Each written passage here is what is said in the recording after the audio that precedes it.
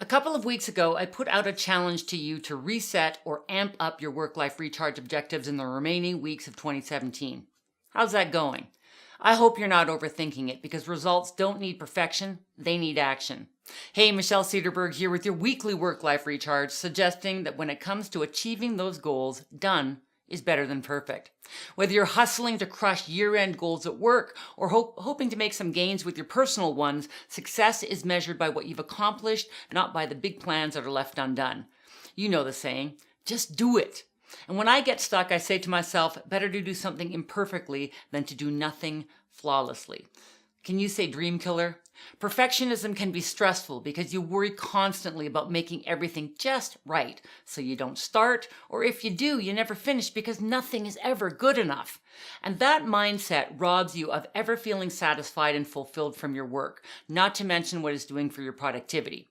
I know you want to do things right, and yes, you could take another week to think through just the right plan of attack, or you could just do the freaking work. Here are a few tips to help you let go of perfectionism and step into action. Number 1, take time to consider whether the goal you set for yourself is in fact the right one. If it's not, give yourself permission to change it. If the goal is too big, if it's somebody else's expectation of you but not your own, if it doesn't truly excite you, change it so it does. Visit this week's blog at worklifeenergy.com to download an article that I wrote on the right way to set thrilling, resonant goals that you can't wait to crush. Number 2, pay attention to how you talk to yourself about your goals. I'll never get this done. I always drop the ball on stuff like this. I'm lazy and unmotivated. Harsh and critical self-assessments reinforce perfectionism and procrastination. Why bother? Because it's never going to work out anyway. Instead, be kind to yourself. Remind yourself of what you're good at, your past successes, and the progress you have made to date. And if you make a mistake, don't call it failure. Call it research. When you focus on what's working, you're bound to get more of that.